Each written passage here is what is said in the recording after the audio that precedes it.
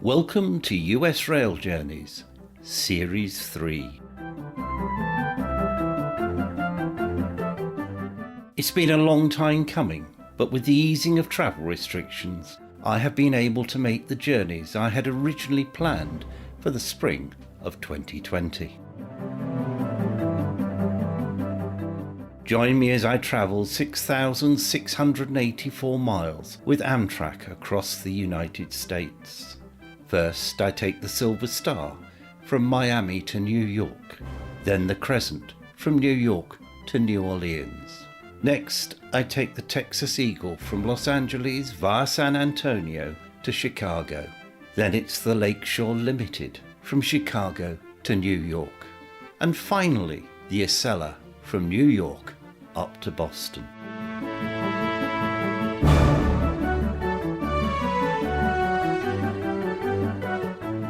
Episode 9, From Washington to Wilmington.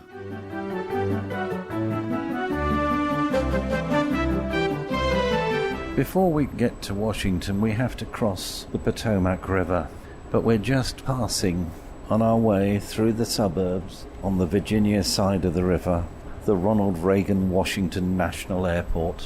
When we're crossing the Potomac River, we can see the Pentagon on the Virginia side with Arlington National Cemetery beyond. The river is 383 miles long and forms part of the borders between Maryland, Washington, Virginia, and West Virginia. Known as the nation's river, it's rich in history and heritage. George Washington was born and spent most of his life within the Potomac Basin. Its watershed links coal miners in upstream West Virginia, the urban residents in the District of Columbia, and the watermen in Virginia's northern neck. As we arrive in the city, we pass the Bureau of Engraving and Printing, where all currency and postage stamps are produced, and we pass through a tunnel under the Capitol, and we see a sweeping view of official Washington. The Washington Monument dominates the skyline, and the Jefferson Memorial can be seen astride the tidal basin, ringed by Japanese cherry trees. I think the sweeping view may be a bit overdone, but there are a lot of very major buildings here that we're passing. Many of them built in the last 40 or 50 years, concrete and glass, and we're certainly heading into the centre of the city.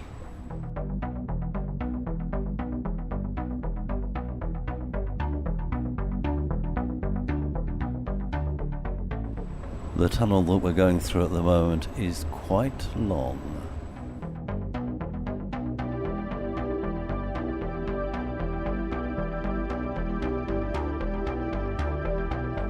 We are arriving 1.5 hours late into Washington.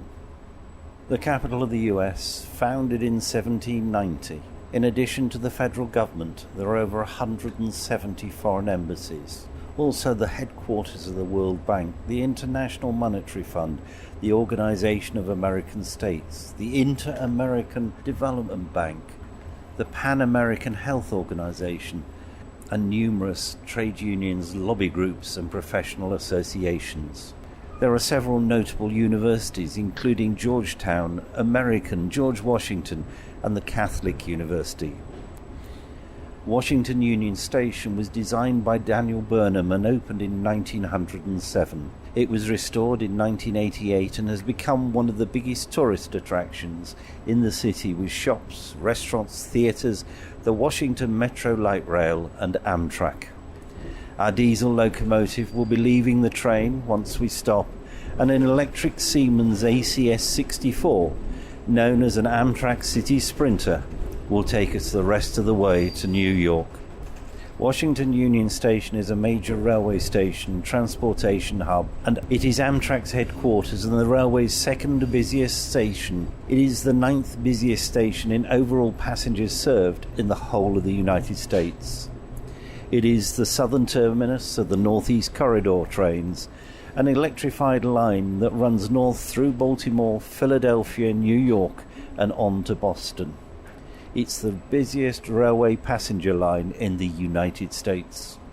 The station also serves MARC and VRE commuter rail services, the Washington Metro, the DC streetcar, intercity bus lines and local Metro buses. During the Second World War, as many as 200,000 passengers passed through the station in a single day. It is served by the high-speed Acela Express, the Northeast Regional, and several of Amtrak's long-distance trains, including the Capital Limited, the Crescent, and the Silver Service trains, which I am on. In 2011, an average of more than 13,000 passengers boarded or got off Amtrak trains each day. The station is owned by Amtrak and the United States Department of Transportation. The Department of Transportation owns the building, whilst Amtrak owns the platforms and the tracks. When we leave the station, we will only have 225 miles left to run. In 2019, 5,207,223 passengers travelled on Amtrak trains to or from this station.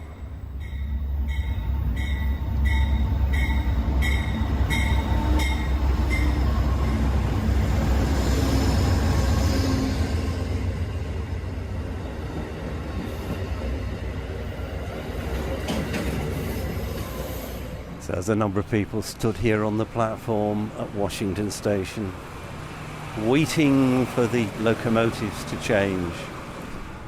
We now just have to wait for the arrival of our electric locomotive, which will take us that final bit up to New York.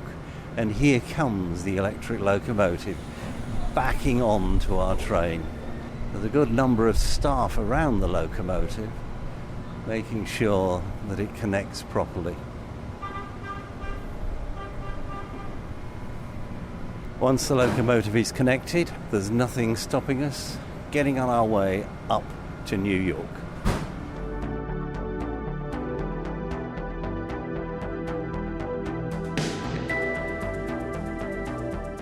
We're now leaving Washington DC station, our electric locomotive attached.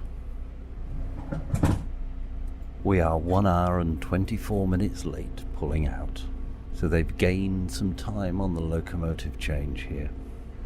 We've crossed the border from Washington DC into Maryland, or the District of Columbia into Maryland, and we're heading for Baltimore. Last time I looked, we were doing about 103 miles an hour. I have a feeling that they're trying to get some of our late time back. I suspect that I've been travelling for the last 20 minutes or so faster than I've ever travelled in the US before. Crossing a viaduct at the moment, a river at the bottom, a road halfway between the rail track and the river. Just passing through a lovely little suburban station. Looks big enough to hold about one carriage. Oh, there's rubbish beside the tracks. Some of it's railway rubbish. Some of it's fly-tipped rubbish.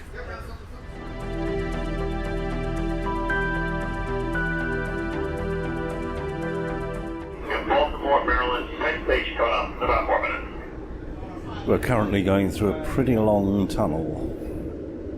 Normally about an hour after reaching Washington, we reach Baltimore.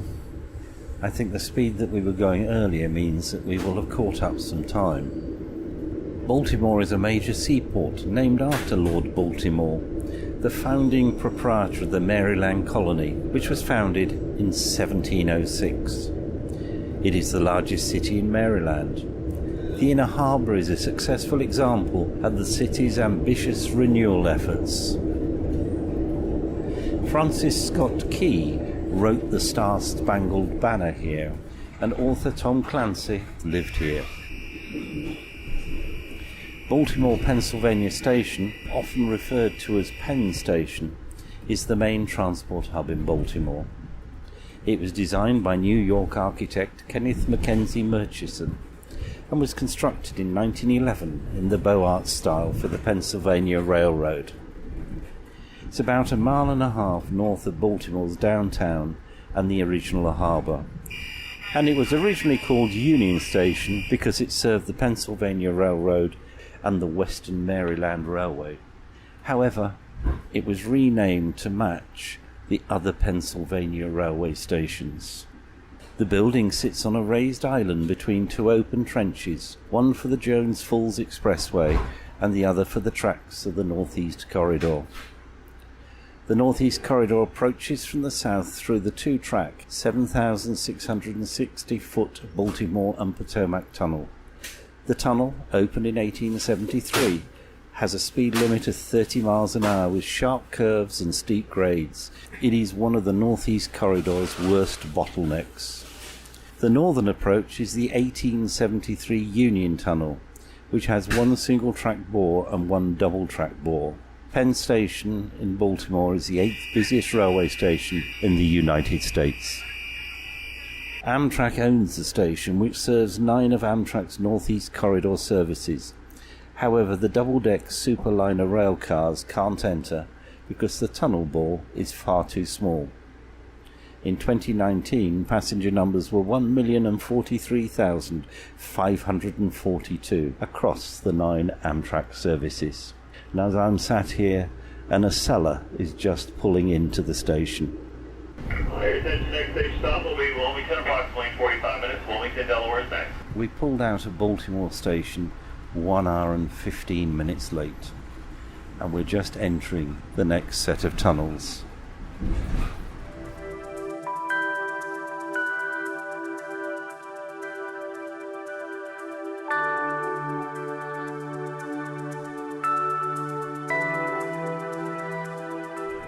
We've just passed what I assume you'd call a small airfield. It might be big enough to service a few domestic flights, but I would think mainly private flights. We've just crossed the Gunpowder River. Kayaker, speedboats, people enjoying their Sunday afternoon.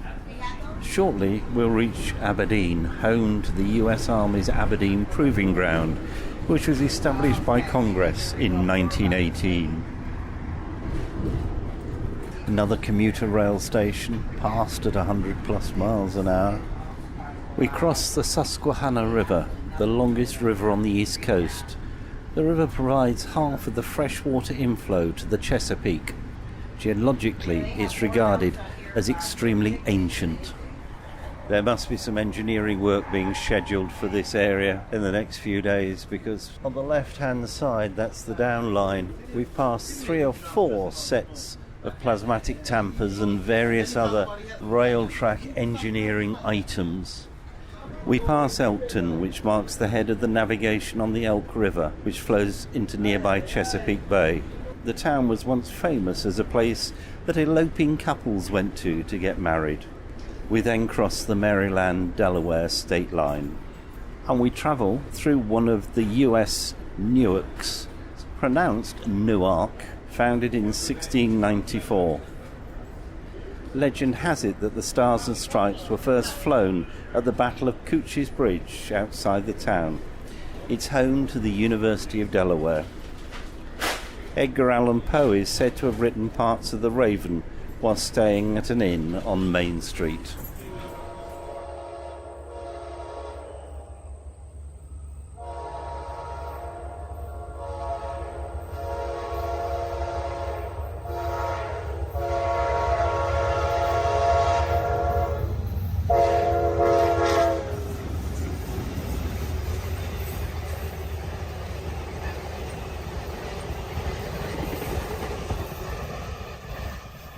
We're just coming into Wilmington in Delaware, 1 hour and 10 minutes late.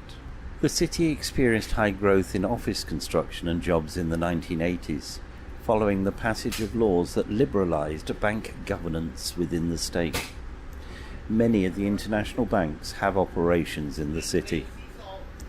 The station was built in 1907 as Pennsylvania Station and was renamed in 2011 for Joe Biden, who routinely took the train from Wilmington to Washington, D.C.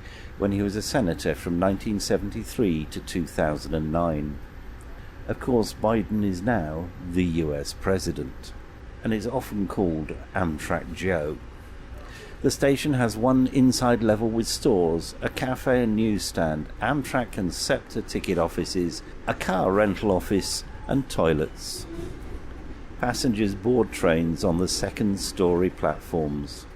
Passenger numbers rose to over 705,259 in 2019.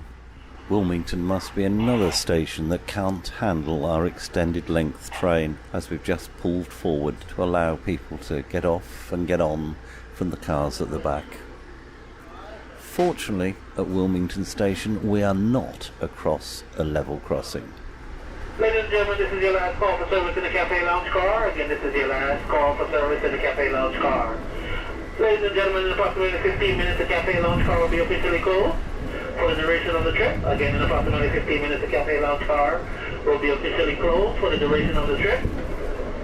So if you wish to purchase anything in the Cafe Lounge car, now is the time to do so. Again, ladies and gentlemen, in approximately 15 minutes, the Cafe car will be officially closed for the duration of the trip. If you wish to purchase anything in the Cafe Lounge car, now is the time to do so. Ladies and gentlemen, this is your last call for service in the Cafe Lounge car. Thank you. I thank all the passengers and crew aboard Amtrak's Silver Star train that left Miami on Saturday the 25th of June.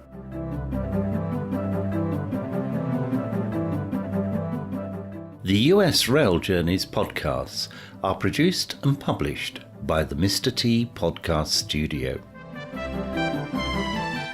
Thank you very much for listening, and please join me again in a couple of weeks for the next instalment.